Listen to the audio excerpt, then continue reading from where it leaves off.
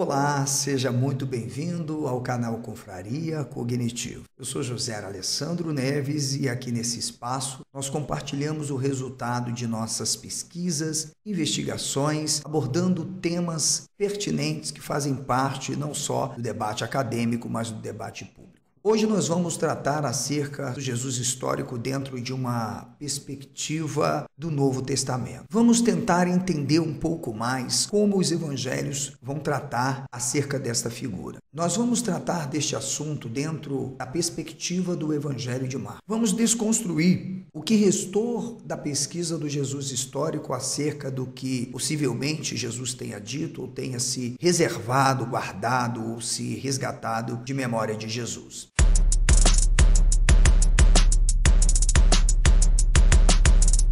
Mas antes, se você ainda não é inscrito aqui no canal, se inscreva, ative o sino para receber notificações. Se você quiser ser um apoiador desse trabalho, nos ajudar. O canal Confraria Cognitiva conta com um amplo espaço para o seu desenvolvimento, o GABD. Ali você desfruta de um ambiente didático, pedagógico, acesso a uma biblioteca digital, a diversos cursos e muito mais. Além de poder me seguir no Instagram, no TikTok, no Quai e participar do nosso grupo de WhatsApp. Seja membro do Confraria. Seja membro do canal, faça parte da família Confraria, porque a tua ajuda é muito importante para mim. Vamos lá. O primeiro caminho foi o da crítica apocalíptica, depois o da crítica cética, o da crítica dogmática, o da crítica querigmática e da nova hermenêutica. E por último, o da nova busca do Jesus histórico. Veja, é importante nós sabermos como essas pesquisas aconteceram antes de começarmos a aprofundarmos mais a nossa abordagem. O Rudolf Bultmann, que foi um dos principais teóricos do Jesus histórico, que trabalhou uma metodologia de desmitologização, disse que a interpretação, isto é, a exegese, ela descansa sempre em alguns princípios e concepções que atuam com pressuposições do trabalho exegético, ainda que a miúde os intérpretes não sejam conscientes disso. Ou seja, para Rudolf Bultmann, é possível que haja uma atividade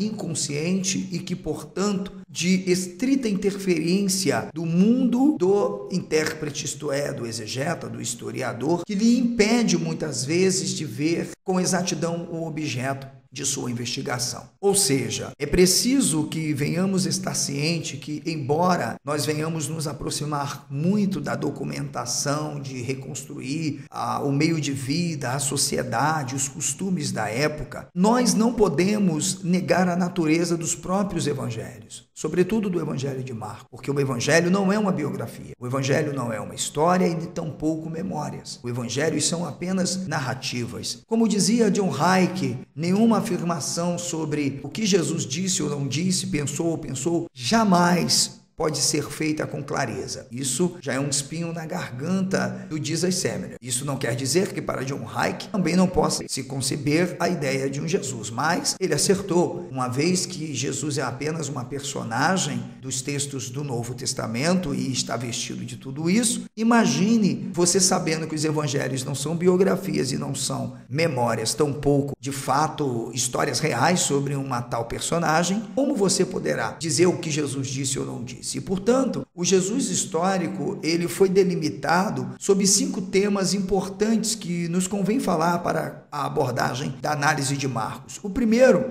está relacionado à sua origem humana. Isso já é destacado, obviamente, dentro da própria pesquisa. Os historicistas, os que fazem uma análise historiográfica, sociológica, independente de ceticismo ou qualquer outra questão relacionada à Bíblia, não compreendem Jesus como um ser divino, nascido de uma mulher virgem, e que tudo que diz respeito a milagres, supostamente, não tem a ver com este Jesus. Tudo não passa de invenções, interpretações dessas comunidades. Outra questão que esteve ligada à própria pesquisa do Jesus histórico estava relacionado à sua condição de profeta e Messias. Então veja, a gente tem aqui pano para manga, porque quando se fala de profeta, você volta ao apocalipticismo, você vê um Jesus, seja em qual for o evangelho, mesmo no apócrifo de Tomé, está ali revestido de toda uma perspectiva muito clara de um profeta ou alguém enviado, alguém que fala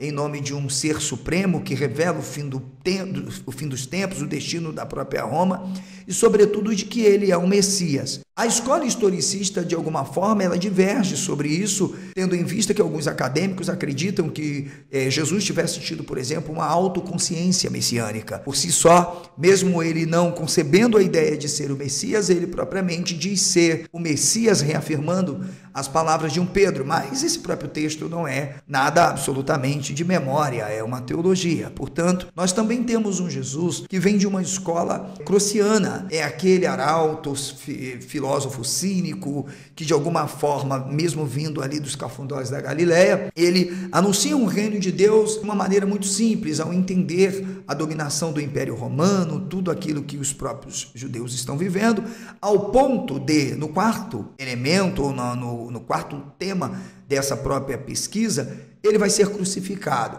Com diferentes perspectivas sobre a sua crucificação, você vai ter, ou morte, diferentes versões. Para alguns ele foi apenas espancado, teve o corpo lançado para ser comido pelos cães, levou umas boas chicotadas. Para outros não, ele realmente foi crucificado ao ponto de ter tido o seu corpo tirado da cruz e ali lhe ter garantido uma sepultura. E depois, no último, você tem a ressurreição, que não é defendida como um aspecto histórico de fato, tá? Nem mesmo por Crossan. Crossan, ele defende que houve um fenômeno de aparição.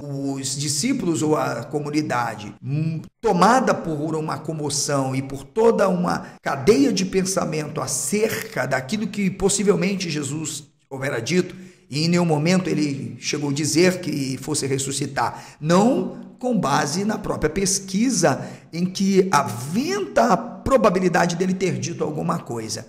E aí é um problema, porque para Crossan há o fenômeno claro da ressurreição.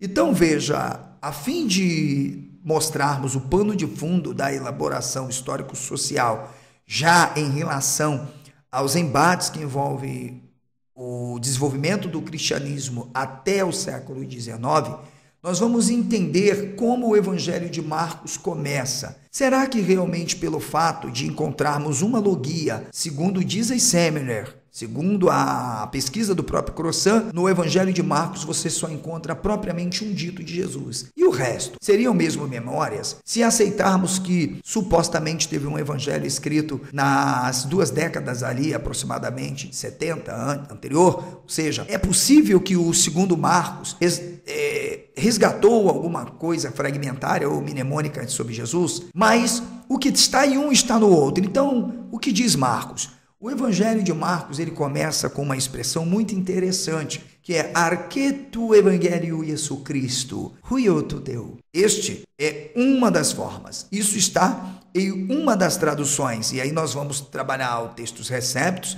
tá? Bem como o texto de Tischendorf, Nesteala, de Westcott e Hort e o Kilpatrick. Mas o primeiro texto, que não é atestado nos melhores manuscritos, você tem Arque, o Evangelho Jesu Cristo. E sob colchetes, de acordo com o próprio Bruce Metzger, você tem ali huiotu teu ou huioteu como talvez um termo que tivesse sido empregado. Mas vamos entender isso. O texto que nos traz teu, o Filho de Deus, ou teu, nesse caso, Deus, para o Filho de Deus, ele não está presente nos manuscritos antigos, nos primeiros manuscritos dos pais da igreja. Ele é omitido por Tischendorf, ele é omitido por Nestor, ele é omitido por Westcott, por Hort, por Kilpatrick, entre outros. E ele só está atestado em alguns outros textos, como, por exemplo, aparece entre colchetes, por Vogel, por Souters, tá? Em outros manuscritos. Portanto, nós não temos nem o que falar ademais acerca disso. O que eu quero dizer é que, será mesmo que o primeiro evangelho ele traz de fato essa expressão? E, neste caso,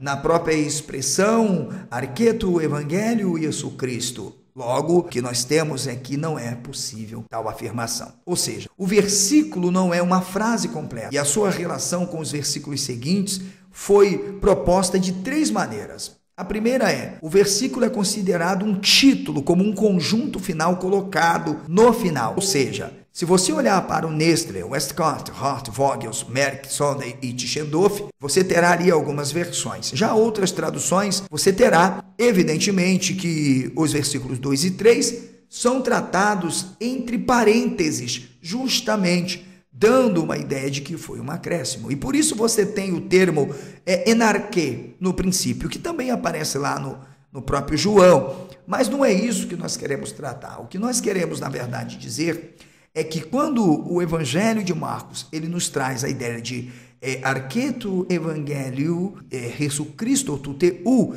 ele já assume em si de que não está se tratando de uma biografia, não está se tratando de uma história, mas sim de uma narração. O evangelho que aparece claramente é nada mais do que uma propaganda, um texto que vai se referir, de fato, a figuras reais que estão por trás destes evangelhos, com o objetivo de anunciar a grandeza daqueles que, por fatos históricos, estão nesses evangelhos. Ora, isso é plausível, porque os evangelhos não são biografias e, portanto, não tratam nada de Jesus. Por isso, Jesus Cristo, somente em Marcos, de Jesus Cristo há um genitivo, ou seja, o evangelho que vem de Jesus Cristo seria o correto, ou de Jesus Cristo. O evangelho sobre Jesus Cristo seria possível. Então veja que, sem exceção, as traduções e os comentaristas preferem a primeira interpretação, evangelho de Jesus Cristo. Ou seja, Christos não é mais um título, o ungido. Ele é simplesmente, veja, um nome próprio utilizado para ligar diretamente à figura de Jesus. Portanto, a tradição que assim o faz com a ideia de fazer entender que por detrás desta figura, e portanto não o próprio personagem Jesus, mas alguém que tem os poderes e os atributos claramente de um ungido, é o ungido e, portanto, ungido por alguém. E outra questão é o próprio termo, Huio Tuteu, que é filho de Deus. Ora, você vai perceber que o próprio imperador Tito, ele será justamente não só o filho do homem, mas como o próprio filho de Deus, uma vez que os imperadores, sobretudo o Vespasiano, como outros, Otaviano, nós temos o Antônio, também são imperadores ou césares que vêm dessa origem divina e que, portanto, assumem claramente esse parentesco. Outra questão que nós temos está em Marcos, capítulo 1, 2, e esse é um problema sério, que nos leva a que os evangelhos não são biografias e nem histórias, porque ele começa, katos degraptai en to profete. Isso aqui é muito sério, porque este Marcos ele vai afirmar que aquilo ali houvera sido predito pelo profeta Isaías. E aí tem um problema, porque as edições modernas, como do próprio Textus Receptus, tais tos profetais de Marcos, os profetas. E esta leitura é uma leitura tardia e é uma correção óbvia de que um escriba introduziu no texto supostamente original, que não é citada claramente por Marcos. E por quê? Porque esse Marcos, veja agora que a ideia é fazer teologia, ele vai dizer que este Jesus foi um prenúncio do profeta Isaías, mas na verdade é que o profeta Isaías não disse nada sobre isso. Então veja que você tem o Marcos que vai indicar posteriormente que esse Jesus precisa estar ligado a uma tradição, sobretudo, que traz um presságio, traz uma ideia de que ele deveria advir da raiz de Jessé, porque foi predito pelo profeta. E é por isso que esse Marcos prepara o cenário para que esse Jesus esteja ligado a tal Nazaré. Lembra que eu disse que não há uma evidência histórica sobre a existência de Nazaré e, portanto, até Nazaré é uma construção teológica? E veja o que diz lá em Malaquias, que não foi Isaías. E eis que eu envio o meu mensageiro, Malaquias 3:1, e preparará o caminho diante de mim. E de repente virá o Senhor, seu templo, o Senhor a quem vos buscais, e o mensageiro da aliança quem vos desejais. Ou seja, para. Não vou nem continuar a leitura do texto. Não tem nada a ver com um suposto Messias, um presságio sobre um profeta. Tudo isso não passa de uma invenção. Por isso, você tem ali a própria palavra terrodon, tá? Para o caminho, no textos receptos, acrescentando sou diante de você ou uma harmonização com Mateus 11, 10 e Lucas 7, 27. Está dando para você entender?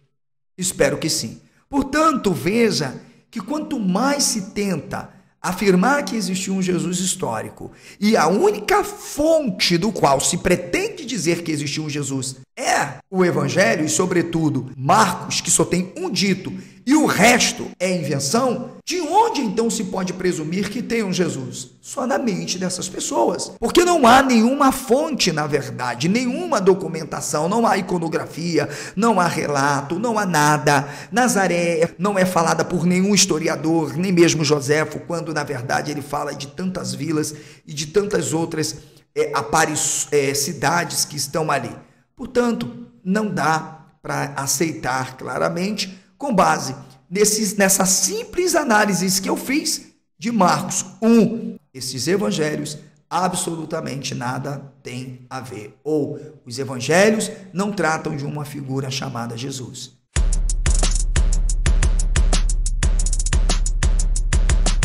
O canal Confraria Cognitiva conta com um amplo espaço para o seu desenvolvimento, o GABD. Ali você desfruta de um ambiente didático, pedagógico, acesso a uma biblioteca digital, a diversos cursos e muito mais. Além de poder me seguir no Instagram, no TikTok, no Quai e participar do nosso grupo de WhatsApp. Seja membro do Confraria.